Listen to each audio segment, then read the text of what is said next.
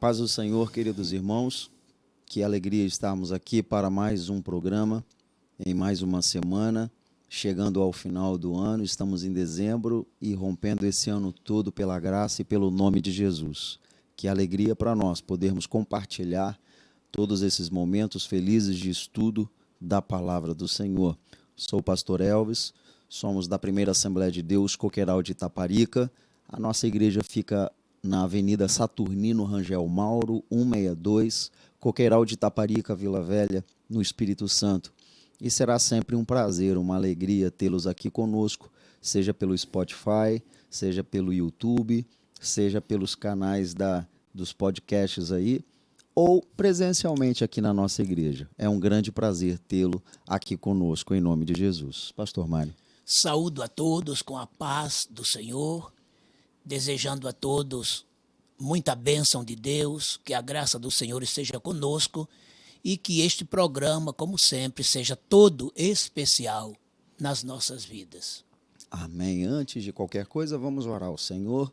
Querido e eterno Deus, bendito Pai Celestial, Louvado te agradecemos seja Deus. por esta oportunidade que temos de estudar a Tua Palavra, mais uma lição da Escola Bíblica Dominical. Aleluia. Que o Teu Espírito Santo fale ao nosso coração, a cada professor, a cada aluno, que o Senhor possa se manifestar de Glória forma a Deus. gloriosa em nossa vida, através do Teu Espírito Santo e da ministração da Tua Palavra neste momento. É o que nós te pedimos e te agradecemos em nome de Jesus. Amém. Amém. Queridos irmãos, nós estaremos aqui no próximo domingo, presencialmente, em nossa igreja, no dia 12 de dezembro de 2021, para estudar a próxima lição 11, o zelo do apóstolo Paulo pela sã doutrina. Estaremos aqui às 8h30 da manhã, as classes, todas as idades, em suas salas de aula, com os professores, e será um prazer recebê-lo aqui, caso você possa nos fazer uma visita. E também damos as boas-vindas, é claro, a todos que estão nos ouvindo pelo podcast, né? Seja pelo Spotify, pelo podcast da Google, da Apple, não importa, ou pelo canal do YouTube também nos assistindo, que você seja abençoado pela palavra do Senhor neste momento. Se tratando da nossa lição que estudaremos, veremos o zelo do apóstolo Paulo pela sã doutrina, que nós estaremos ministrando essa lição no próximo domingo, como falei, como mencionei, dia 12 de dezembro. E esta lição nos traz o texto áureo na primeira carta a Timóteo, capítulo 4, versículo 16, que nos fala bem assim: tem cuidado de ti mesmo e da doutrina, persevera nessas coisas, porque fazendo isso, te salvarás tanto a ti mesmo como aos que te ouvem. A verdade prática desta lição é: a Igreja de Cristo é a única instituição divina na terra que preserva e defende a sã doutrina diante dos enganos e males das heresias. E a nossa leitura bíblica em classe está na primeira carta a Timóteo, capítulo 6, dos versículos 3 ao 6, versículo 11, segunda carta a Timóteo, capítulo 3, versículos 14 até o 17. E nos fala bem assim o texto sagrado: se alguém ensina alguma outra doutrina e se não conforma com as sãs palavras de nosso Senhor Jesus Cristo e com a doutrina que é segundo a piedade, é soberbo e nada sabe, mas delira acerca de questões e contendas de palavras, das quais nascem invejas, porfias, blasfêmias, ruins suspeitas, contendas de homens corruptos de entendimentos e privados da verdade, cuidando que a piedade seja causa de ganho. Aparta-te dos tais. Mas é grande ganho a piedade com contentamento. Mas tu, ó homem de Deus, foge dessas coisas e segue a justiça, a piedade, a fé, o amor, a paciência, a mansidão. Tu, porém, permanece naquilo que aprendeste e de que foste inteirado, sabendo de quem o tens aprendido, e que, desde a tua meninice, sabes as sagradas letras que podem fazer-te sábio para a salvação pela fé que há em Cristo Jesus. Toda a escritura divinamente inspirada é proveitosa para ensinar, para redarguir, para corrigir, para instruir em justiça, para que o homem de Deus seja perfeito e perfeitamente instruído para a boa obra. Esse foi o texto da leitura bíblica em classe. Nós teremos, queridos, nessa lição, 3 pontos a analisarmos e estudarmos. O primeiro, nós vamos conceituar e correlacionar a ortodoxia e a heterodoxia.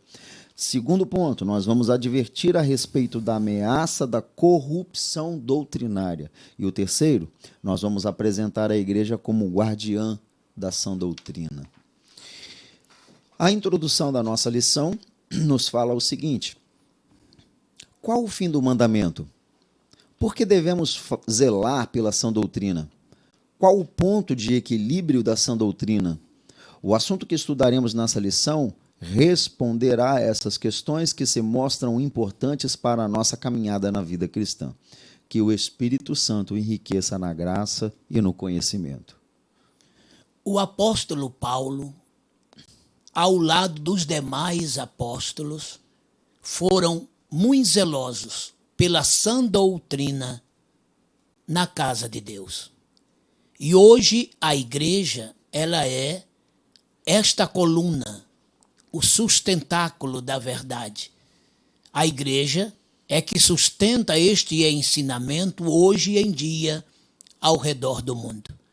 Em Atos dos Apóstolos, no capítulo 2, versículo 42, está escrito que eles perseveravam unânimes na doutrina dos apóstolos, na comunhão, no partir do pão, nas orações, e em toda a alma havia temor. Então, observamos aqui que a doutrina era dos apóstolos, que, por sua vez, receberam de nosso Senhor Jesus Cristo. O próprio Paulo, escrevendo aos Coríntios, na sua primeira epístola, capítulo 11, versículo 23, ele disse: o que eu recebi do Senhor é o que também vos ensinei. Todo o colégio apostólico, com exceção de Paulo, é claro, que veio depois, viveram e conviveram com Jesus durante 3 anos e 6 meses, aprendendo com ele e recebendo dele toda a doutrina sadia que transmitiria aos seus conservos e aos discípulos em geral de nosso Senhor Jesus Cristo no transcurso dos séculos e milênios. E esta doutrina chegou até nós. Agora, nesse trimestre, estamos estudando de maneira muito especial a vida de Paulo, sua chamada, seu ministério, o seu cuidado com as igrejas que ele plantou para o reino de Deus e, acima de tudo isto, o amor, o zelo que ele tinha pela sã doutrina, pelo conhecimento da palavra, porque o que Paulo mais queria era que cada crente estivesse bem arraigado em Cristo, firmado na sua palavra, para não ser levado por ventos de doutrinas e não se tornassem presas fáceis na mão dos falsos mestres que sempre circularam em todos os tempos e hoje, em pleno século XXI, não é diferente. Então, hoje estaremos estudando sobre o cuidado, o amor de Paulo, o zelo que ele tinha pela sã doutrina da palavra de Deus. É importante lembrar, queridos, que para nós zelar pela sã doutrina que está na Bíblia Sagrada é inegociável. Não tem negociação. Nós devemos zelar a qualquer custo, a qualquer tempo. E nós precisamos sempre preservar tudo isso que a Bíblia nos ensina, sem duvidar, sem pensar que poderemos agradar alguma coisa, fazer alguma coisa diferente. Não, isso é inegociável. Isso é uma coisa que vem do céu para o nosso coração e nós apenas obedecemos como servos fiéis do Senhor. O primeiro ponto, nós vamos falar da ortodoxia versus heterodoxia. Então eu vou ler os 2 primeiros pontos para a gente já poder entrar no assunto da ortodoxia. O primeiro subtópico fala dos dois termos técnicos, né? Importantes. Ortodoxia e heterodoxia são dois termos técnicos necessários à teologia para compreender a distinção entre o ensino correto e os desvios quanto à doutrina bíblica. Esses termos nos ajudam a compreender a preocupação de Paulo com a invasão de heresias nas igrejas locais. Então, o segundo subtópico já entra na ortodoxia. Na língua grega do Novo Testamento, a palavra tem como prefixo ortos, que significa o que é direito, reto, certo. Então, a definição técnica para a palavra ortodoxia diz respeito à absoluta conformidade com um princípio ou doutrina. Na teologia cristã, o termo refere-se ao modelo bíblico das sãs palavras. Logo, a doutrina cristã é ortodoxa, enquanto for coerente com o que Cristo e os apóstolos ensinaram. A preocupação de Paulo era exatamente com o ensino correto, de acordo com os princípios bibliocêntricos.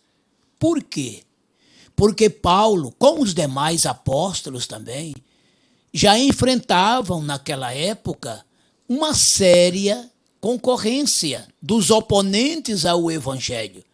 Os judaizantes, os pagãos que não tinham conhecimento de Deus ainda e que queriam mesclar a sã doutrina, culturas da época, filosofias, vãs sutilezas, tradições, enfim, coisas que vinham tentar misturar o que havia de mais puro, que era a palavra de Deus.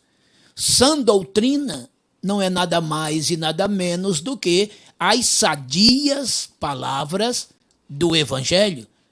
A expressão ortodoxia, ortos, né? Que quer dizer o quê? Aquilo que está de acordo pleno com os princípios doutrinários da palavra de Deus. Quando Paulo, escrevendo a Timóteo, na sua segunda epístola, ele disse: procura apresentar-te a Deus, aprovado como obreiro, que não tem do que se envergonhar, mas que maneja bem com a palavra da verdade. Essa expressão, manejar bem com a palavra da verdade, é o mesmo que cortar reto, sem parcialidade, sem desvios para a esquerda nem para a direita, sem várias interpretações sobre o mesmo assunto. Enfim, tudo aquilo que estava absolutamente conforme com o princípio da ortodoxia doutrinária. Então, era esta a preocupação de Paulo, como dos demais apóstolos. Mas Paulo, principalmente, por quê? Porque ele estava cuidando de um povo que podia ser facilmente enganado. Porque os gentios não tinham o mesmo conhecimento teológico que os judeus tinham. Porque os judeus, através de milênios, aprenderam a lei. Eles ouviram grandes profetas, reis, patriarcas e, por fim, os próprios fariseus nos seus áureos tempos. Porque quem eram os fariseus? Os intérpretes da lei. Depois é que eles se desviaram, tornaram-se hipócritas. Mas os ensinos foram sempre muito corretos. E tanto os judeus, desde as suas meninices, já sabiam as sagradas letras da lei. Agora, os gentios não conheciam nada, não sabiam nada. Então, Paulo teve que lhes ensinar tudo, o verdadeiro alfabeto espiritual, o beabá espiritual. E eles poderiam ser facilmente enganados. Então, Paulo primava por ensinar muito, falar muito de Cristo e do seu evangelho. E ele cuidava muito para que esta palavra não pudesse sofrer misturas, viesse coisas de fora que viesse confundir a mentes daqueles crentes tão novos e tão inexperientes. Então Paulo, ele primava por essa ortodoxia, por esse princípio correto da palavra do Senhor nosso Deus. E essa tem que ser a preocupação de cada obreiro nesta época. Deus nos chamou para sermos apóstolos, evangelistas, profetas, pastores e mestres. Efésios 4:11. E nesta condição de mestre, temos que ensinar o que realmente é bíblico e não aquilo que vem da mente humana através da filosofia e suas sutilezas e também das tradições humanas. Muito bem, queridos. Aí a gente entra no terceiro tópico, né, que já vai falar do segundo ponto, que é a heterodoxia. O prefixo da palavra hétero significa diverso. Assim, heterodoxia nos remete à opinião diferente, oposição aos padrões, normas ou dogmas estabelecidos. Se a ortodoxia tem um só parecer, a heterodoxia implica várias opiniões a respeito de um mesmo objeto. Para o apóstolo Paulo, a igreja deve manter a unidade doutrinária da fé e combater com veemência as doutrinas de demônios. A igreja deve ser, portanto, ortodoxa. Sua advertência é um antídoto para nós nos dias de hoje. Devemos, pois, fortalecer a unidade doutrinária em nossas igrejas. Se no subtópico anterior falamos da ortodoxia doutrinária, nesse tópico aqui agora, nesse subtópico, estamos falando da heterodoxia. E conforme disse muito bem o comentarista, heterodoxia é você trazer diversas interpretações quando deveria ter uma só. O que mais se vê por aí afora hoje em dia é cada religião, denominação, defendendo os seus próprios interesses, não é? Estabelecendo os seus próprios dogmas e se julgando dono da verdade.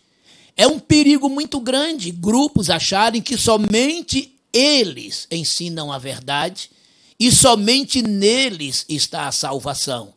Então você vê por aí afora gente juntando coisas da lei e misturando com a da graça para dizer que a salvação só é forte se for assim. E tudo isso acrescentando ao quê? Ao sacrifício de Jesus, que é único, que é poderoso e que não precisa de mais nada, absolutamente nada. Você vê gente por aí defendendo a doutrina da unicidade de Deus. Eles são contra a doutrina da Santíssima Trindade. Eles são contra a personalidade do Espírito Santo. Eles dizem que Jesus não é Deus. Eu só estou citando aqui alguns fatos, porque são muitos, inúmeras as doutrinas que se tornam heréticas por aí afora. E o apóstolo Pedro nos adverte. Anote esse texto, 2 Pedro, capítulo 2, versículos de 1 até o 3. No versículo 1 ele chega a dizer: como houve no passado falsos profetas, haverão entre vós falsos mestres, que disseminarão sutilmente heresias em vosso meio, blasfemando o bom caminho, o evangelho.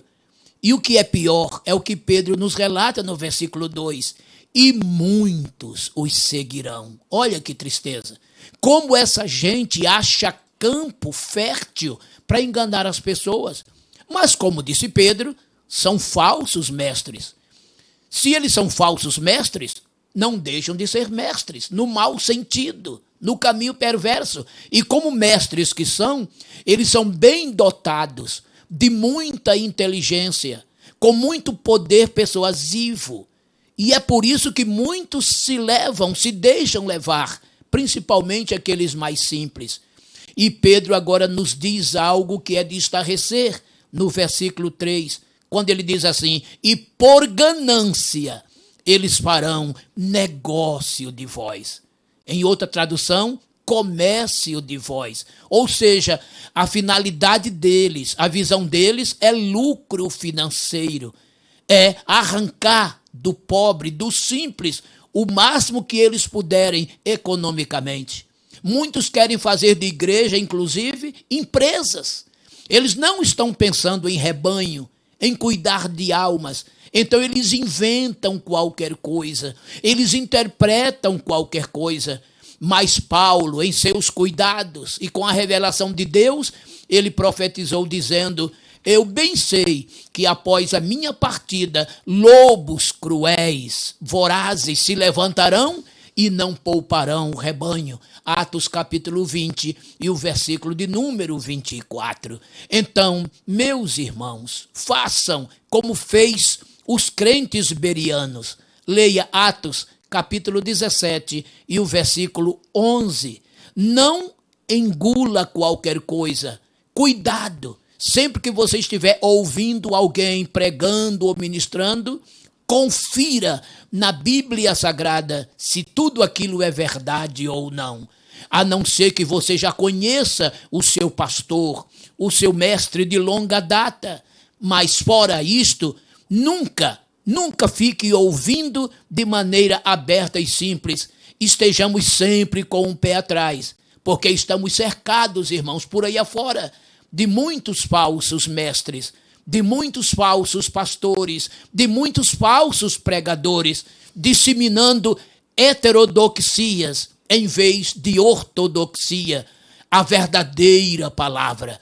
Então, essa lição nos traz esse esclarecimento muito grande.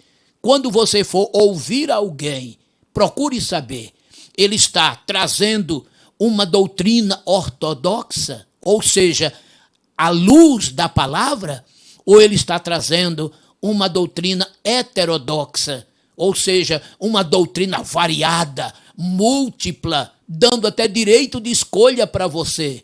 E doutrina não tem múltipla escolha. Conforme já disse o pastor Elvis aqui, a doutrina bíblica ela é inegociável. Sabe por quê? Porque ela é inerrante, ela é infalível, ela é insubstituível. Tudo aquilo que a Bíblia nos ensinou a partir de Moisés, passando pelos reis, patriarcas, profetas e apóstolos, é a mesma palavra até hoje, porque já dizia Jesus: passarão os céus e a terra, mas as minhas palavras não hão de passar. Cultura passa. Usos e costumes também passam. Agora, a Bíblia, a palavra, a sã doutrina, esta jamais passará.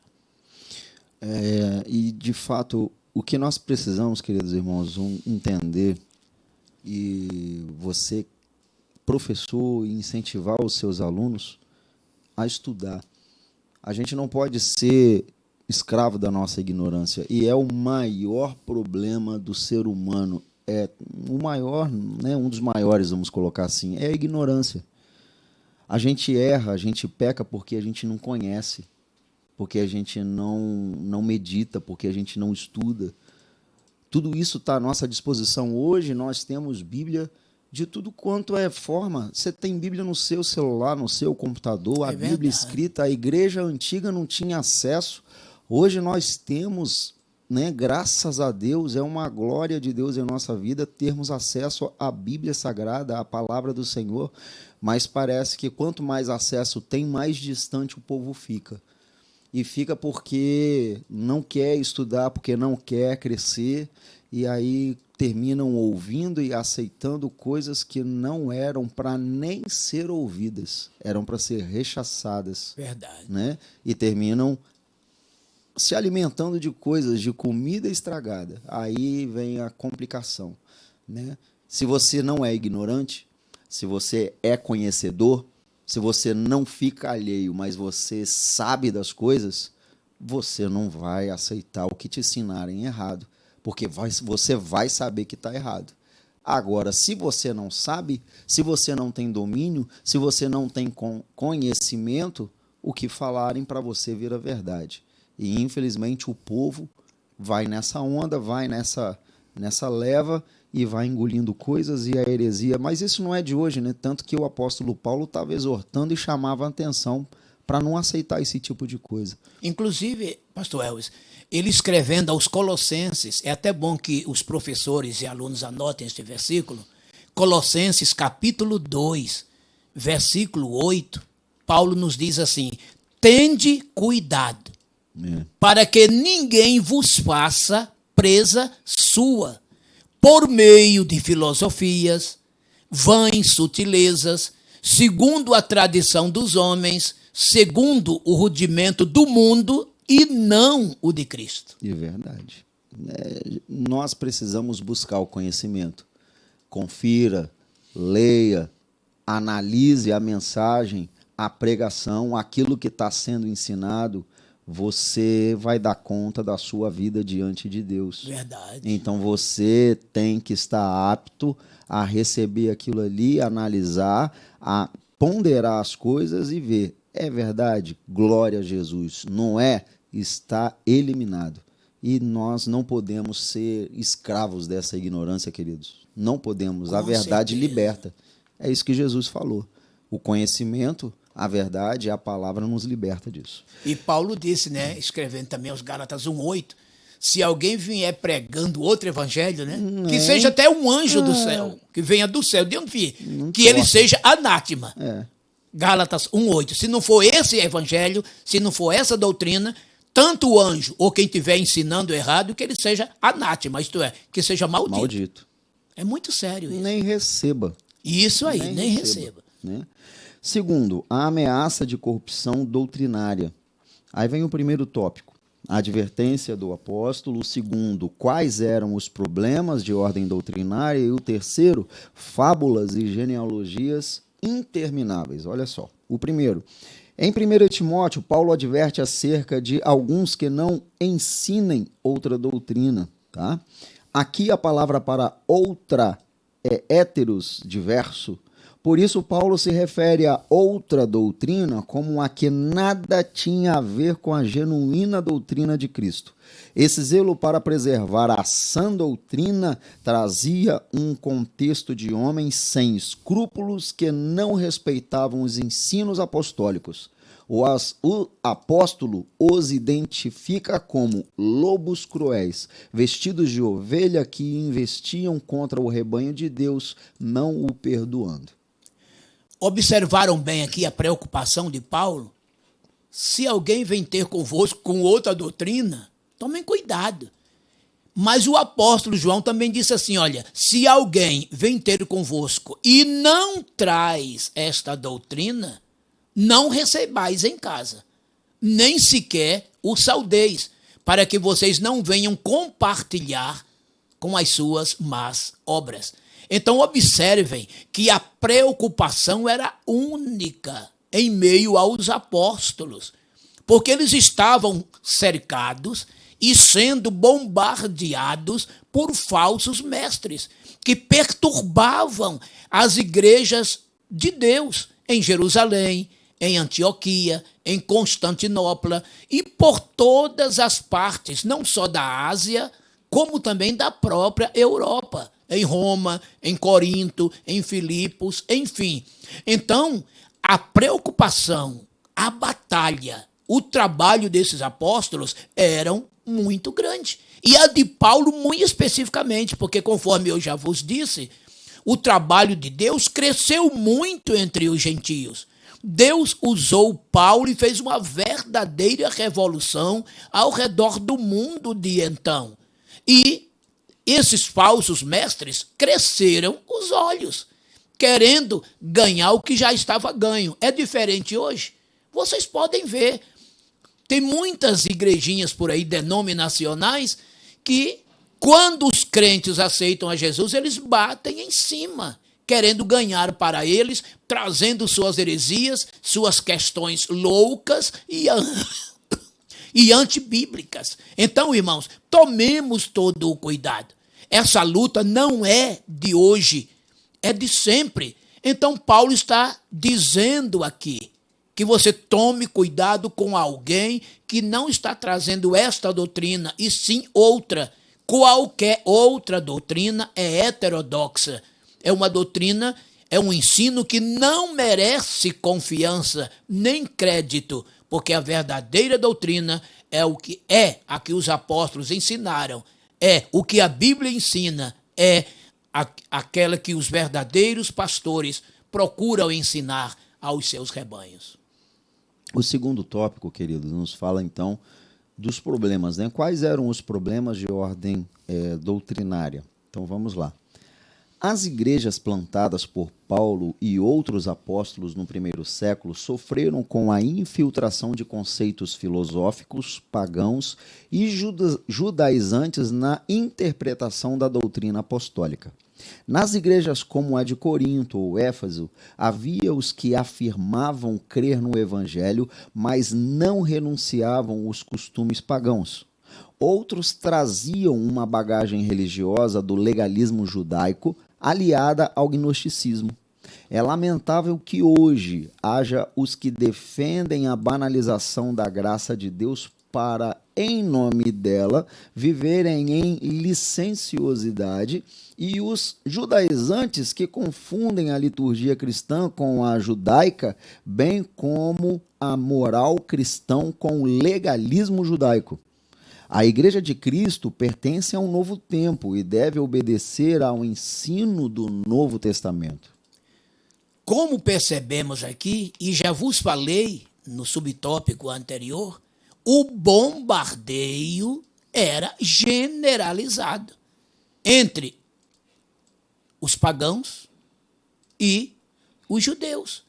Do lado dos pagãos, aqueles que queriam que os crentes fossem crentes, mas que continuassem a praticar velhas práticas. Aquele famoso, pensamento, isso não tem nada a ver. Podemos ser crente e continuar com algumas coisas, não tem problema. Quando o evangelho diz que não. O próprio Paulo quantas vezes ensinou, tudo me é lícito, mas nem tudo me convém. Qual era a preocupação de Paulo? Era que aqueles crentes se portassem de tal maneira que não dessem escândalos nem aos judeus, nem aos gregos e nem à própria igreja de Deus. Gregos aqui representa todo o povo gentio. Por outro lado, tinha aqueles judaizantes que achavam que a graça sozinha não era suficiente para a salvação. O sacrifício de Jesus na cruz sozinho não era suficiente. Tinha que misturar com obras da lei, com certas práticas, pois, afinal de contas, desde Moisés que se praticava isto, e por que agora extinguir? O que eles não ensinavam, por não saberem, é que as obras da lei eram sombras para as coisas futuras. A circuncisão, por exemplo, que era a marca entre Deus e os judeus, já se falava de quê? De uma nova aliança. Porque a circuncisão, lendo Gênesis capítulo 17, de 9 até o 14, foi uma aliança que Deus fez com Abraão. Aquela marca na carne, que os judeus obrigatoriamente tinham que fazer e fazem até hoje. Já Paulo vem e diz que agora a nossa circuncisão não é mais na carne, é no coração. Que a nossa circuncisão não é feita mais por homens, e sim por Cristo. Porque nós agora estamos circuncidados nele, com a circuncisão não feita por mão, com despojo do corpo da carne, e sim agora com o próprio Cristo nos circuncidando. Leia lá Colossenses 2:11. Ou seja, como que Cristo nos circuncidou? Mudando a nossa vida. A sua nova aliança conosco é uma nova aliança de mudança, de transformação, de novo nascimento, de um novo método, de um novo modo vivendi. Ou seja, a nossa circuncisão agora não é mais na carne, é na alma, é no coração, é o selo do Espírito Santo, é a sua marca. E estes homens falsos querem misturar tudo isto. Irmãos, hoje somos salvos pela fé, por meio da fé. Pela graça sois salvos, por meio da fé. E isto não vem de vós, é dom de Deus.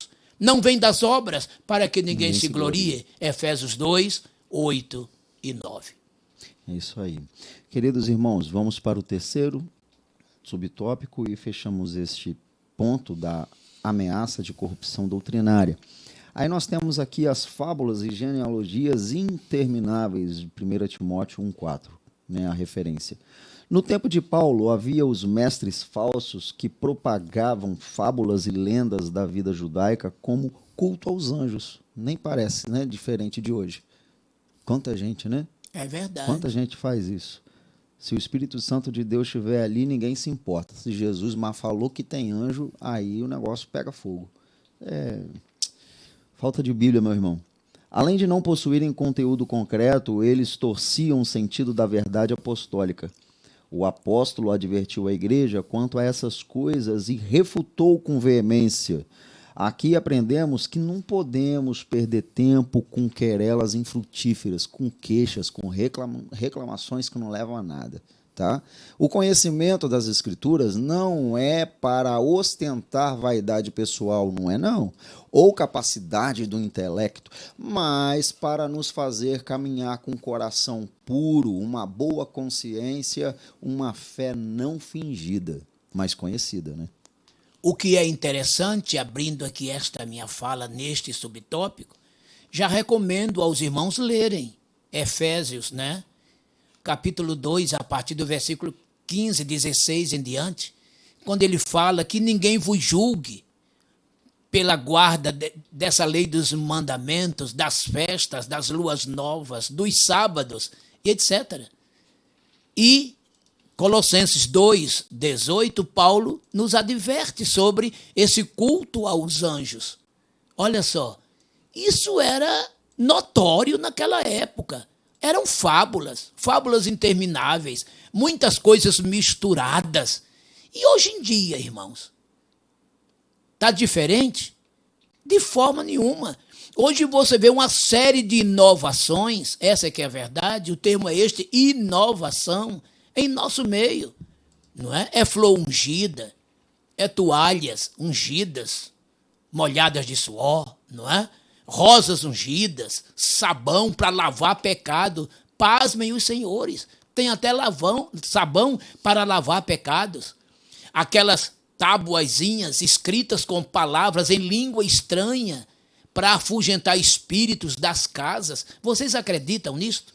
Ou seja, verdadeiras práticas espíritas em meio às comunidades evangélicas. Ficaríamos aqui horas a fios falando de uma série de coisas que andam fazendo por aí. E olha que eu não falei do sal grosso, né? Fogueira santa e tantas outras coisas mais que vêm para engambelar, sabe? E muitos creem nisto, aceitam, põem em prática. Isso é difícil, meus amados, porque a palavra de Deus é uma só. Esta palavra, ela não precisa de mais nada para completá-la. Esta palavra, para a criança recém-nascida, espiritualmente falando, ela é leite. E na medida que a criança vai crescendo, o leite vai engrossando, vira mingau, vira papa, vira comida sólida. Por fim, até feijoada, espiritualmente falando, se podemos assim dizer, né? É ministrada, porque tudo se extrai do mesmo lugar, a palavra de Deus, que é comida para quem nasce hoje e é comida para quem já tem décadas na igreja de Deus. Esta é a palavra, que é água que limpa e que é pão que mata a fome, é água também que mata a sede, é luz que ilumina, é espada, é martelo, santifica, purifica, porque esta palavra é Jesus. E ele é tudo em todos. Quando se fala de sã doutrina, se fala da palavra. E quando se fala da palavra, se fala de Jesus, que é palavra, verdade, que liberta e que transforma, que é caminho, que é verdade, que é vida e que conduz a Deus, o nosso Pai Celestial. Amém. Vamos para o terceiro tópico, então, e último, né, da nossa lição de hoje, que nos fala a igreja como guardiã dessa sã doutrina. Por isso não podemos abrir mão, né, pois isso aí é ela que nos norteia. Primeiro subtópico nos fala: a igreja é coluna e firmeza da verdade. O segundo, o objetivo do zelo pela sã doutrina. E o terceiro, a primazia do amor. Então vamos ao primeiro, coluna e firmeza da verdade. Em Timóteo, o apóstolo declarou que a igreja sustenta a verdade. 1 Timóteo 3,15. Por conseguinte, diante das falsas crenças, a igreja é coluna e firmeza da sã doutrina, ela é a demonstração viva e santa da verdade revelada nas Escrituras. Por isso, a igreja mantém e defende a sã doutrina contra todo erro, oposição intelectual, filosófica e religiosa dos falsos mestres. Não podemos descuidar desse nosso papel. Somente a igreja faz isto ao redor do mundo, irmãos. Somente a igreja, ela é a firmeza, é a coluna, é o sustentáculo da verdade. Somente a igreja retém em si este cuidado de manter e preservar a sã doutrina para os seus filhos, para os seus fiéis. E não podemos abrir mão disto, porque aqui na sã doutrina não cabe filosofia, não cabe tradições, não cabe ideologias próprias, pessoais, e é o que mais se vê por aí afora. Então vamos ficar com a palavra como ela é. Vocês se lembram quando Jesus fez aquele duro discurso e que muitos ali saíram, e Jesus se virou para os seus discípulos e disse: olha, vocês também não querem ir? E Pedro respondeu: para quem? Para onde iremos nós? Só tu tens a palavra da verdade. Somente a igreja hoje mantém este padrão de segurar a palavra da verdade, que veio de Cristo, que é o cabeça desta igreja. Então, amados, continuemos a defender, vamos ser apologetas desta palavra, dessa sã doutrina, sem abrir mão, sem nenhuma negociação. Não há negociação. A palavra de Deus tem que ser ministrada a tempo, fora de tempo, como ela é. Tudo nessa vida tem um tempo determinado, não é mesmo? Eclesiastes 3:1, disse Salomão. Já com a palavra de Deus é diferente. Ela tem que ser pregada a tempo e fora de tempo, mas sempre a sã doutrina, a sã palavra. Segundo, o objetivo do zelo pela sã doutrina. Qual seria o objetivo de zelar pela sã doutrina? Preservar o amor de um coração puro e de uma fé não fingida. 1 Timóteo 1,5. A finalidade da defesa da doutrina é o amor como prática sincera da fé em Cristo. O falso ensino e os falsos mestres geram contenda, dissensões, gangrenas na comunhão. Logo, não há cristianismo ortodoxo sem a prática do amor de um coração puro e de uma fé não fingida. A sã doutrina, o que mais ela ensina que preservemos é exatamente o amor. Eu gostaria que o querido professor anotasse aí, né? Romanos capítulo 12, versículos 9 e 10. Romanos 13, versículos de 8 até o 10.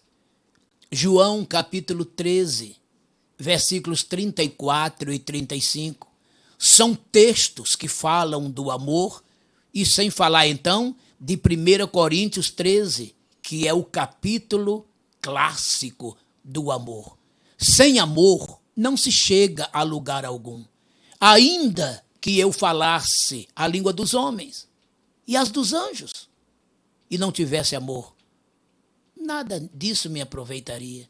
Seria como um metal que soa, como um sino que tine.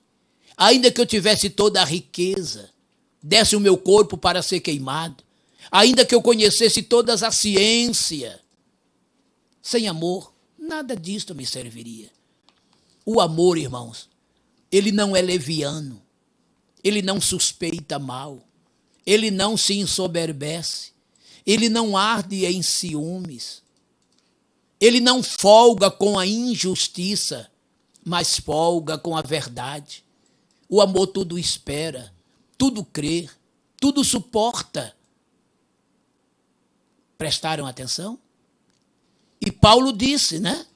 Romanos 13, de 8 em diante, a ninguém devais coisa alguma a não ser o amor. Porque quem ama, cumpre a lei. Olha que coisa linda, irmãos. E amai-vos ardentemente, fraternalmente, um ao outro, preferindo-vos em honra. Tudo isto Paulo relata aqui nesses dois textos, né? De Romanos 12, 8 e 9, e Romanos 13, de 8 a 10. E Jesus, em João 13, 34, o que é que ele disse? Amai-vos uns aos outros, conforme eu vos amei. E nisto conhecerão que sois os meus discípulos, se vos amardes uns aos outros. O amor é tão forte que ele próprio, em si, dá testemunho a todos que somos discípulos de Cristo. Terceiro e último subtópico, e a gente encerra a lição, é sobre a primazia do amor. O fim do mandamento é o amor. Em 1 Timóteo, o amor aparece como um freio, um instrumento de equilíbrio no combate às falsas doutrinas. Na Epístola Paulina, o combate nunca é contra pessoas, mas contra as ideias que elas representam. Isso aqui é muito importante, que é o que mais se fala hoje da igreja, né? Dos discursos que eles falam que nós temos discursos de ódio e tudo mais. Querido, a igreja nunca desprezou o homem. Jesus verdade. nunca desprezou o pecador, mas ele abomina o pecado. Ele salva para transformar a vida do homem. É por isso que eu e você estamos diante do Senhor, porque em um dia ele nos transformou, né? Então, o combate nunca é contra pessoas, mas contra as ideias que elas representam. O zelo do apóstolo se dá justamente para impedir que o espírito dos falsos mestres se infiltrasse na igreja. Nesse caso, o amor, como fim do mandamento, é o antídoto perfeito. Ora, o amor de um coração puro é um amor que procede de dentro para fora, não se tratando de mero sentimento. Nesse amor, o coração é santificado pelo Espírito Santo, gerando uma pureza interior. Pois um coração sujo pelo pecado não pode agir amorosamente. Já um coração limpo diante de Deus recebe e vê as coisas espirituais com transparência. No amor não há lugar para imparcialidade, pois se cultiva uma boa consciência, nem lugar para simulação, fingimento e hipocrisia, pois se cultiva uma fé não fingida. O amor é a base de toda a ortodoxia doutrinária. É por isso que tudo fica amarrado no amor. O amor une. O amor harmoniza, o amor edifica, exorta, corrige, prediz. Enfim, amados, a Bíblia diz que Deus corrige e castiga a todo aquele que ele ama e que o tem por filho. Hebreus 12, versículo 6 em diante. Veja que o amor não passa a mão sobre o erro. O amor corrige.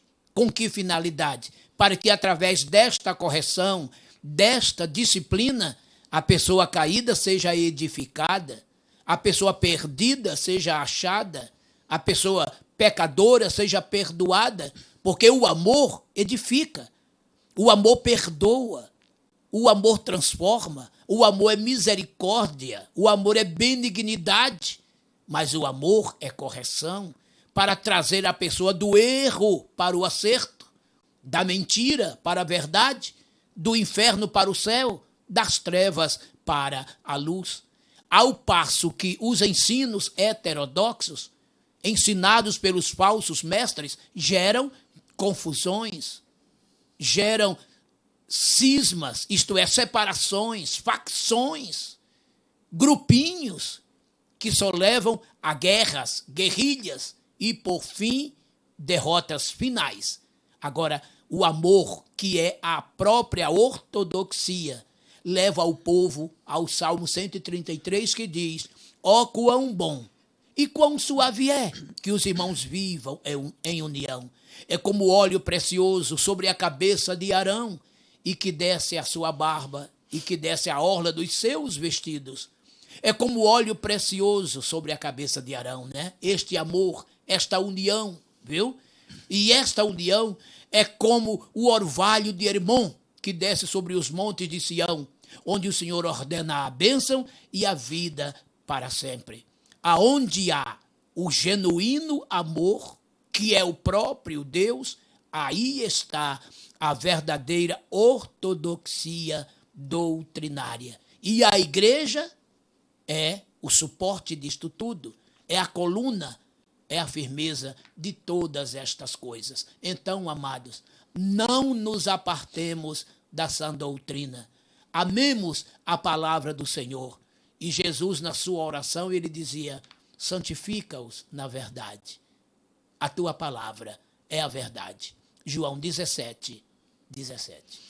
Queridos irmãos, hoje então nós vimos aqui, né, na nossa lição de hoje o conceito de ortodoxia, o conceito de heterodoxia. Nós vimos que a igreja precisa preservar a sã doutrina, nós vimos que a igreja sustenta a verdade, nós vimos que o fim do mandamento é o amor.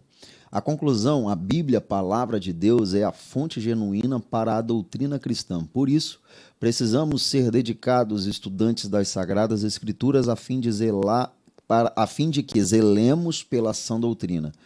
Levemos em conta que a finalidade dela é o amor, para em Cristo vivermos com um coração puro e em uma fé não fingida. A exemplo de Paulo, somos chamados para zelar pelo ensino de Cristo, a fim de edificar a igreja do Senhor.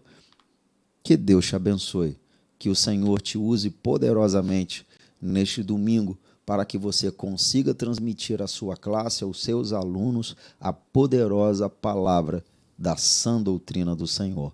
Louvemos a Deus com um hino de valor em valor.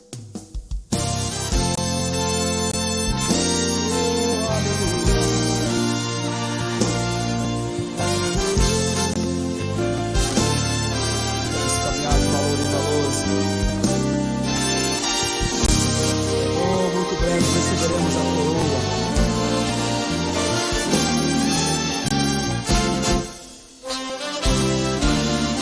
Junto comigo, igreja, pela fé que uma vez me foi dada, para seguir o Cordeiro de Deus, pela graça de Deus revelada, com valor para o céu. Quero dar de valor em valor e seguir a Jesus, meu Senhor. É que o dia receba no céu a coroa que me dará Deus.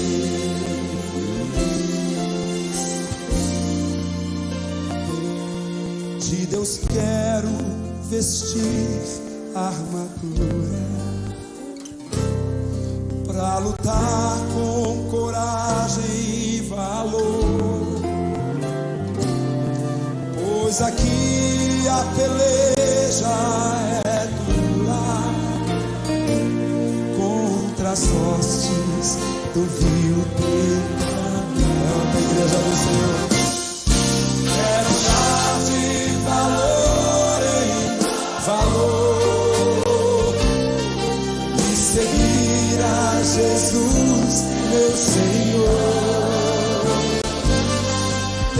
dia receba no céu a coroa que me dará Deus. Aleluia. Oh, Jesus.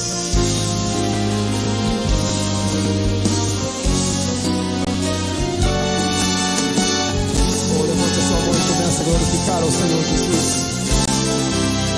Oh, Senhor, grande é o teu poder, Senhor.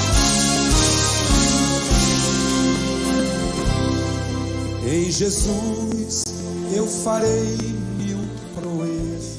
Querido e eterno Deus, bendito Pai Celestial, Senhor, nós te agradecemos por esta lição, te agradecemos por esta oportunidade, te agradecemos, Senhor, porque estaremos no próximo domingo reunidos com os nossos alunos para ministrarmos essa palavra. E pedimos, Deus, que o Teu Espírito Santo nos ilumine, que Teu Espírito Santo esteja conosco, que Teu Espírito Santo possa agir em cada coração mediante a exposição da Tua palavra, que o Senhor possa realizar a Tua obra na Tua igreja, em nossas vidas. Abençoe a cada professor, abençoe a cada aluno, abençoe cada classe. Que o Senhor receba todo o nosso trabalho e a nossa alegria. Em nome de Jesus Cristo. Amém e amém. Querido professor, como nós sempre falamos, é importante, tão importante quanto prepararmos a lição, dobrarmos o nosso joelho e orarmos ao Senhor. Pedirmos as bênçãos para que o Espírito Santo te ilumine na próxima lição, na aplicação, na ministração desta palavra, para que Ele te faça lembrar de todas as coisas.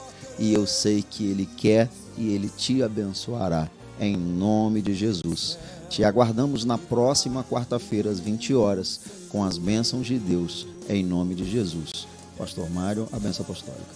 Que o insondável amor ágape de Jeová, o imanente Deus Pai, que a inefável graça de nosso Senhor e Salvador Jesus Cristo, o nosso transcendente Deus Filho, e a divina comunhão do Paracleto, o eterno Deus Espírito Santo, venham repousar sobre esta linda e querida igreja que ama e aguarda a vinda de Jesus Cristo, hoje e sempre.